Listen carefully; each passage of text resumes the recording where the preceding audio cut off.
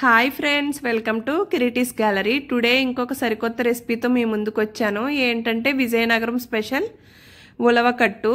ఇదైతే మా ఫ్రెండ్ ఉమా నేర్పించారు. ముందుగా ఉలవలను అయితే తీసుకుని డ్రై రోస్ట్ చేసుకోవాలి. డ్రై రోస్ట్ చేసుకుని విసరాలంట. విసిరితే ఆ విసిరిన పప్పుని మిల్క్ అయితే ఇస్తే ఇలా పౌడర్లా తయారవుతుంది. సేమ్ ఏంటంటే మనం మినుములు అయితే ఎలా డ్రై రోస్ట్ చేసి విసురుతామో అలా.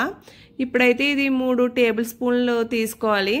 తీసుకున్న తర్వాత దీంట్లో కొంచెం నేను ముందే ఒక 10 మినిట్స్ ముందు చింతపండుని అయితే 2 నిమ్మకాయల సైజ్ అంతా చింతపండుని నానబెట్టుకుని పక్కన పెట్టుకున్నాను. ఇది 1.5 లీటర్ యాడ్ చేసి చింతపండు రసం అయితే తీసుకోవాలి. అంటే ఇది సేమ్ మన సైడ్ శనగపిండి చట్నీలా అవుతుందన్నమాట. కొంచెం దగ్గరగా కన్సిస్టెన్సీ అయితే అలా వస్తుంది. ఈ ఉలవలు ఇప్పుడు వెయిట్ లాస్లో కూడా బాగా యూస్ చేస్తున్నారు కదా. నైట్ టైం కొంచెం సూప్లా తీసుకున్న దీన్ని బాగా అయితే ఉపయోగపడుతుంది వెయిట్ లాస్కి. ఇప్పుడు ఇందులో అయితే ఒక మీడియం సైజు టమాటో అయితే తీసుకున్నాను. దాన్ని స్మాష్ చేసి అయితే వేసుకోవాలంట. ఇది చూపిస్తున్నాను కదా వీడియోలో అలా. ఇందులో సరిపడా పసుపు, కొంచెం సాల్ట్, టేస్ట్కి తగ్గట్టు కారం, అంటే ఈ ముందు వీటిని కలిపేసి పక్కన పెట్టుకుంటే తర్వాత కర్రీ చేసినప్పుడు ఏదైనా కొంచెం ఎక్కువ తక్కువ అయితే అడ్జస్ట్ చేసుకోవచ్చు. ఇలా కలుపుకుని అయితే వీటిని పక్కన పెట్టుకోవాలన్నమాట.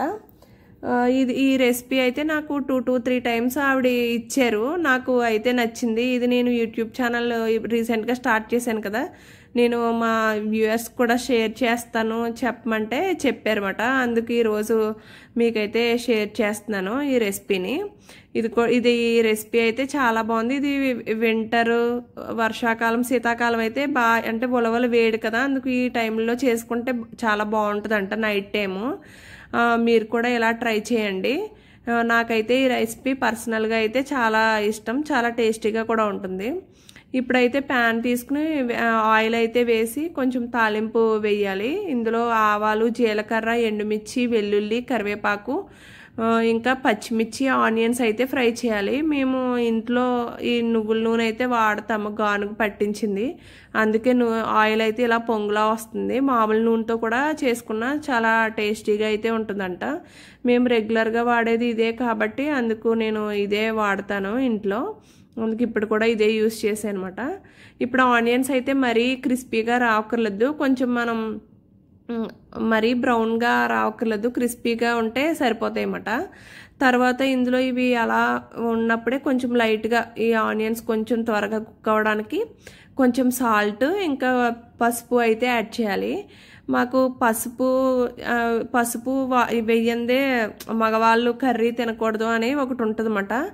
అందుకని మాకు కారం ఆడించేటప్పుడే పసుపు కమ్ములు వేసి ఆడించేస్తారు. ఇప్పుడైతే టమాటోలు అయితే వేయాలి, పొడుగ్గా కట్ చేసుకున్నవి. ఇవి టమాటోలు ఇప్పుడు ముందు ఒకటి వేసాం కదా, ఇప్పుడు 2 టమాటోలు తీసుకుని వేసుకోవాలన్నమాట.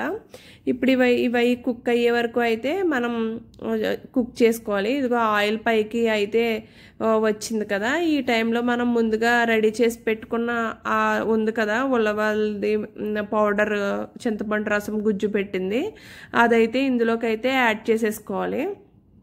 మనం ఎలా అంటే ఇది ఎలా కుక్ అవ్వాలంటే కొంచెం రాగి జావా, శనగపిండి చట్నీ కన్సిస్టెన్సీ వస్తుంది కదా, మనకి ఇది కుక్ అయినప్పుడు కొంచెం ఇలా ఉడుకుతూ స్మెల్ అయితే బాగా వస్తుంది అన్నమాట. అప్పటి వరకు అయితే కుక్ చేసుకోవాలి.